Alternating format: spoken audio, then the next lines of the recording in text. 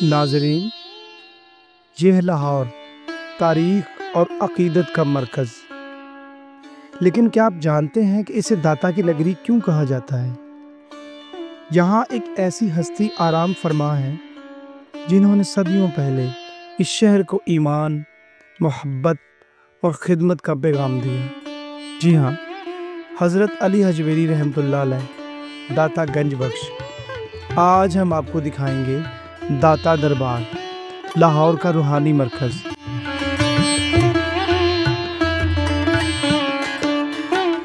حضرت علی بن عثمان الحجویری رحمۃ اللہ علیہ، جنہیں دنیا داتا گنج بخش کہتی ہے، اصل میں غزنی کے قریب حجویر کے رہنے والے تھے۔ آپ نے زندگی کا مقصد بنایا کہ اسلام کی اصل روح، محبت اور خدمت خلق کو بر صغیر تک پہنچائیں۔ آپ مفسر، محدث اور عظیم صوفی تھے۔ آپ کی کتاب کشف المحجوب آج بھی تصوف کی بنیادی اور روشن رہنمائی ہے۔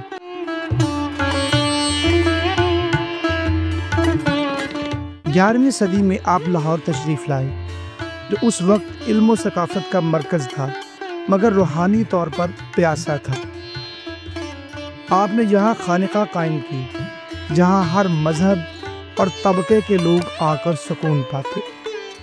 آپ نے سکھایا کہ محبت ہی اصل عبادت ہے، اور یوں لاہور کو ہمیشہ کے لیے داتا کی نگری بنا دیا۔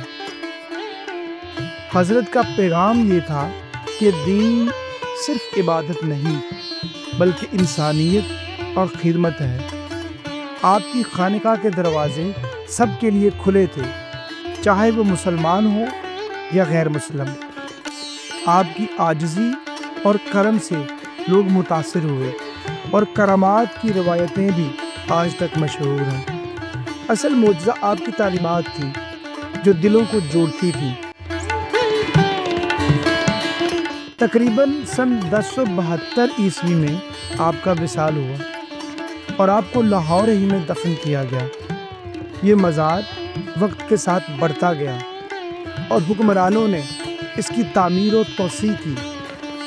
آج داتا دربار برصغیر کا سب سے قدیم اور سب سے بڑا صوفی مزار ہے، جہاں لاکھوں لوگ حاضری دیتے ہیں۔ مغل بادشاہوں نے اس مزار کو سنوارا، سکھ دور میں بھی اس کا احترام برقرار رہا، اور برطانوی ریکارڈز میں بھی اس کا ذکر ملتا ہے۔ پاکستان بننے کے بعد اس کی عظمت اور بڑھ گئی اور یہ قومی ورثہ قرار پایا۔ یہ پاکستان کا سب سے بڑا صوفی دربار ہے۔ روزانہ ہزاروں زائرین آتے ہیں۔ جمعرات کو محفل سماع سجتی ہے، لنگر اور پناہ گاہیں موجود ہیں۔ یہ آج بھی عوام کے لیے محبت اور سکون کا مرکز ہے۔ داتا دربار صرف لاہور نہیں بلکہ پورے برصغیر کے لیے روحانی تحفہ ہے۔ حضرت کا پیغام آج بھی ہمیں بتاتا ہے کہ محبت اور بھائی چارہ ہی اصل دین ہے۔ یہی وجہ ہے کہ یہ مزار لاہور کا دل اور پاکستان کی روح ہے۔ ناظرین، یہ تھی کہانی داتا دربار کی۔